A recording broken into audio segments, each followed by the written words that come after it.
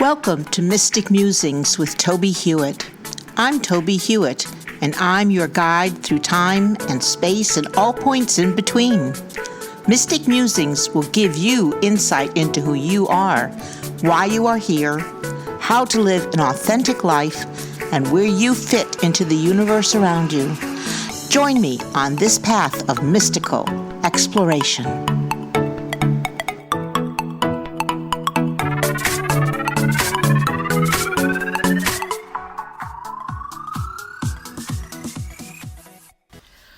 Welcome to episode 64 of Mystic Musings with Tobie Hewitt.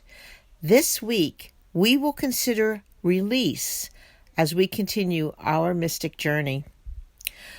The process of being made aware of the message for these episodes involves asking Spirit for guidance and allowing that message to manifest through the seemingly random selection of an oracle or tarot card. Of course, the selection of topic is not random, but rather selected by the universe for contemplation and development. So it is with most aspects of working with spirit, which, of course, is an endeavor we can all avail ourselves to. Seriously, we can all ask the universe for guidance, and with practice, we will begin to become aware that we are receiving answers.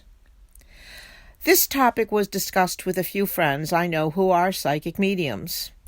I have been honored to help folks on this side of the veil connect with their loved ones on the other side.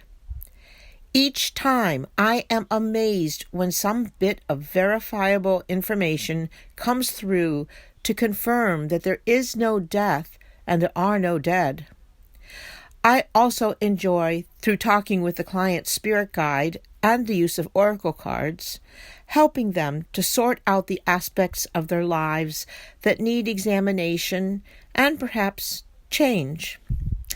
Recently, though, I became aware that there is a sort of dependence that develops when a person needs help through a span of time and then continues to rely on me seeking the answers rather than relying on themselves and the universe for guidance and nurturing. It is worth knowing that, although for me it is a gift to be able to speak with spirit and share their messages, each person is responsible for their own happiness or unhappiness, to borrow from the spiritualist church tenets. Through meditation and prayer, everyone can become aware of their pathwork. And there are other methods, such as working with oracle cards or using intuitive writing, a technique I developed that allows each person to become their own conduit for guidance and communication with spirit.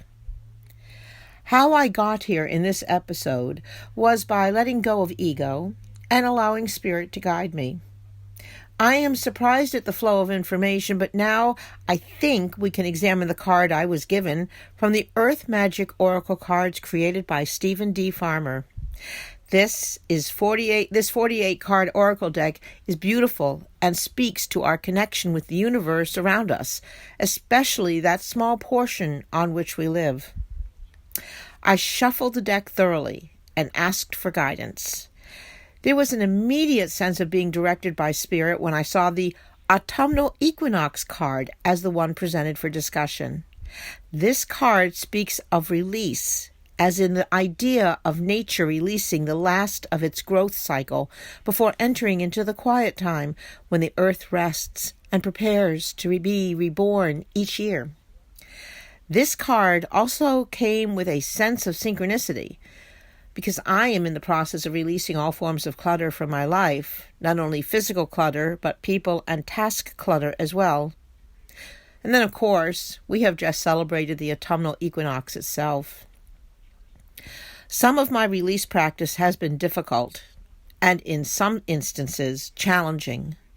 But the accompanying feeling of freedom and lightness is well worth the effort.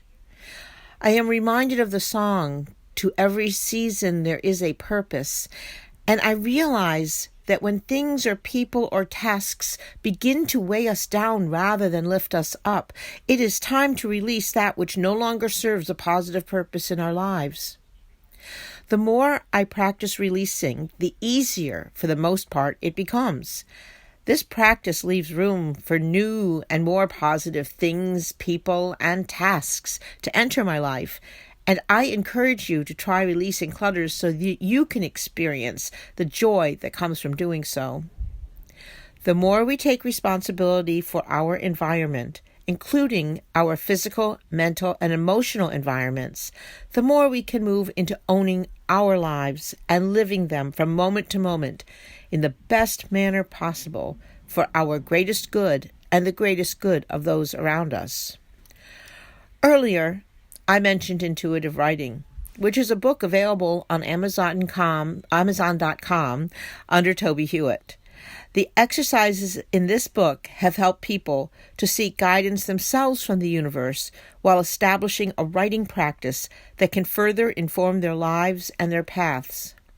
As I mentioned in an earlier episode, I am returning in earnest to my passion for writing and trying to adhere to a writing practice that best serves my need to write and gives time for spirit to work through me to share thoughts, guidance, and messages with others.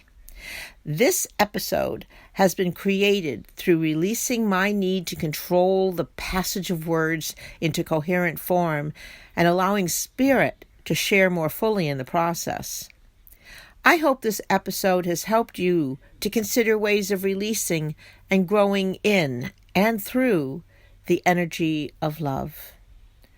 Please join me next week for episode 65 of Mystic Musings with Tobie Hewitt, when Spirit will surprise us with new ideas as we continue our mystic journey.